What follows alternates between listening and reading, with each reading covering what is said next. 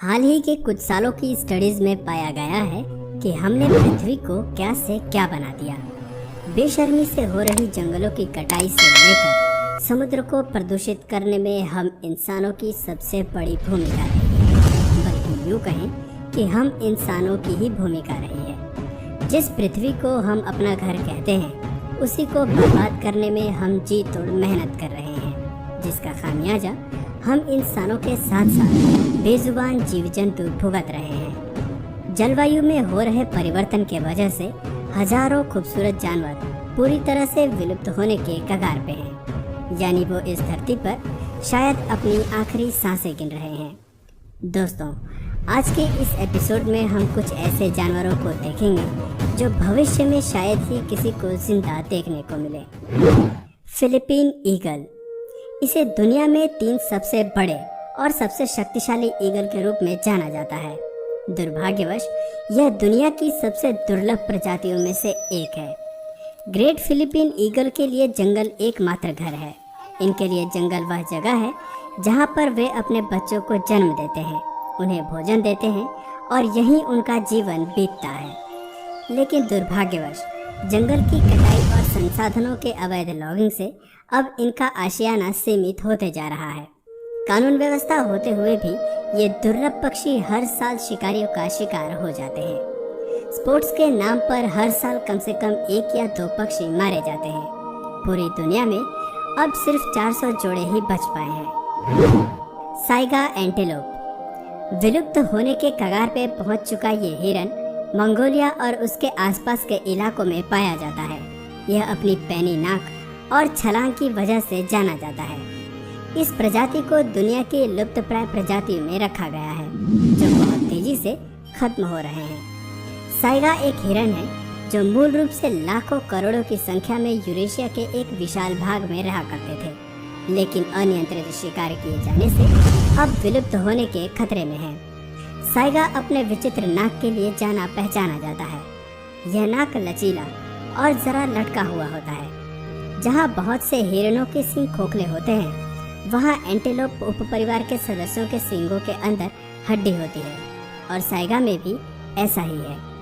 चीनी पारंपरिक चिकित्सा में इनके सींगों का प्रयोग किया जाता है, इसलिए शिकार होने से यह जाति और भी खतरे में है। 18वीं शताब्दी के अंत में इन क्षेत्रों में से इस हिरण के लुप्त हो जाने तक रोमानिया और मोल्दोवा में बड़े पैमाने पर शिकार किया गया था। पिछले 15 सालों में इनकी संख्या में 95% तक गिरावट देखी गई है, जो इस जीव को विलुप्त प्राय श्रेणी में रख देती है।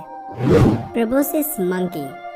प्रोबोसिस मंकी, जिसे हिंदी में लंबी नाक या सूंड वाला बंदर भी कहते हैं, यह बंदर मध्यम आकार के होते हैं जो बोर्निया के वर्षावनों यानी रेन फॉरेस्ट में पाए जाते हैं। इन बंदरों का आकार लगभग 53 सेंटीमीटर से लेकर 76 सेंटीमीटर के बीच होता है और इनका वजन 7 किलोग्राम से लेकर 22 किलोग्राम के बीच होता है। ये पेड़ों पर 24 किलोमीटर प्रति घंटे की रफ्तार से कूद सकते हैं। इनकी लंबी नाक बहुत लचीली होती है और बड़ा फूला हुआ पेट इन्हें अन्य बंदरों से अलग करती है। आज पूरी दुनिया में इनकी केवल 2 प्रजातियां ही बची हैं, जो मुख्य रूप से बोर्निया के जंगलों में ही पाए जाते हैं। आज इनके आवास में होने वाली कमी और मानव द्वारा इनका लगातार शिकार किए जाने से केवल 7000 प्रोबोसिस मंकी ही बच पाए हैं। फायरफ्लाइज यानी जुगनू। क्या आपने कभी गौर किया है कि 90 के दशक तक रात के अंधेरे में बहुत सारे जुगनू नजर आते थे, यहाँ तक कि शहरों में भी। लेकिन आज शहरों को तो छोड़िए, गांव में भी बहुत कम नजर आते हैं। जैसे जैसे समय तेजी से बढ़ रहा है, वैसे वैसे इनकी चमक भी धुंधली पड़ती जा रही है।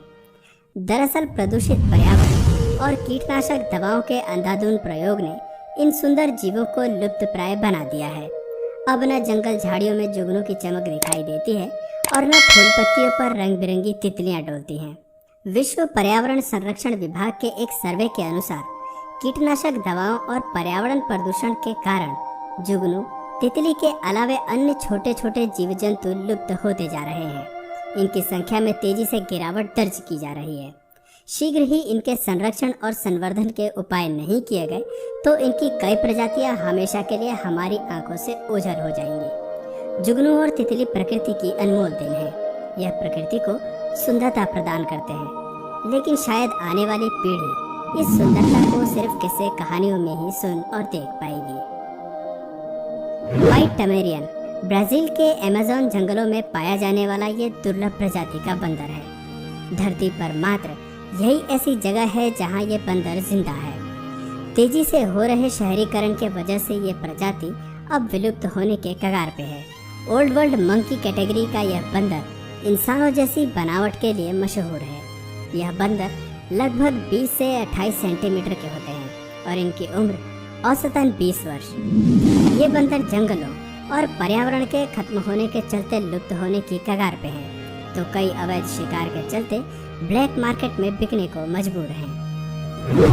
ट्री पेंगोलिन यह बांग्लादेश, चीन, Bharat, Myanmar, Nepal, Taiwan, Thailand और वियतनाम में राष्ट्रीय कानूनों में संरक्षित है। दुर्भाग्यवश इस अद्भुत जीव को मारकर इसका उपयोग अधिकतर यौनवर्धक दवा से लेकर नपुंसकता को दूर करने में किया जाता है, जिसकी वजह से इसकी कीमत लाखों में है। इसके अंगों की कीमत अंतर्राष्ट्रीय बाजार में 10 से 12 लाख रुपए तक मिलती है। बेहद शर्मीली प्रवृत्ति का यह जीव पेंगोलिन भोजन के रूप में अमूमन दीमक तथा चींटियों को अपना निवाला बनाता है। इस जीव की विचित्र बनावट होती है। खुद पर खतरे की आशंका को भांपते हुए खुद को कुंडली मारकर छिपा लेता है, जिससे ये खतरा पहुंचाने वाले जीवों या शिकारियों से खुद को बचा लेता है। पेंगोलिन की अधिकतर आबादी खतरे में है। एशियाई पेंगोलिन घटते जा रहे हैं क्योंकि लगातार इनके पर्यावास खत्म होते जा रहे हैं और इनकी त्वचा और शल्क के अंतर्राष्ट्रीय व्यापार और मांस के लिए इनका शिकार किया जाता है। गैलापागोस टॉर्टोइज इन खूबसूरत कछुओं को देखकर सबका जी करता है इनके साथ खेलने का, लेकिन सच तो यह है कि इनकी संख्या इतनी कम हो चुकी है कि इस प्रजाति के सभी शिशुओं के शरीर पर नंबर डालकर उनकी संरक्षण करने का प्रयास किया जा रहा है। 1960 में केवल 15 कछुए ही गैलापागोस द्वीप पर जीवित बचे बताए गए थे। भोजन और तस्करी के लिए 17वीं, 18वीं और 19वीं शताब्दी के दौरान समुद्री डाकू, मछुआरे और व्यापारियों द्वारा इनका जम के शिकार किया गया। अनुमान है कि 1 लाख से ज्यादा इस प्रजाति के कछुओं का शिकार किया गया था। कछुओं की उप प्रजातियों में से कई प्रजातियां लुप्त हो गईं और कई एकदम लुप्त होने की कगार पर थीं। लेकिन 1970 में इक्वाडोर की सरकार ने इनके संरक्षण के लिए काफी ठोस कदम उठाए। तब से वैज्ञानिक इन्हें बचाने का हर संभव प्रयास कर रहे हैं। आज इनकी संख्या कुछ हजार तक पहुंची है, लेकिन अभी भी इन्हें रेड लिस्ट में ही डाले रखा है। अमूर लेपर्ड अपनी खूबसूरत खाल के लिए यह खूबसूरत जानवर बलि चढ़ जाता है। ये तेंदुआ पूर्वी रूस के दूर बर्फीले जंगलों में पाए जाते हैं। पहले ये कोरिया और चीन में भी पाए जाते थे, लेकिन पर्यावरण में हो रहे बदलाव और इंसानों द्वारा अनियंत्रित शिकार के वजह से 2007 में इनकी कुल संख्या सिर्फ 20 के आसपास थी। मानव विकास गतिविधियां और मौसम में बदलाव के कारण इन्हें काफी नुकसान पहुंचा। वन्य जीव संरक्षकों ने चेतावनी दी है कि अगर जल्द ही उपाय न किए गए तो ये तेंदुए पूर्ण रूप से गायब हो जाएंगे।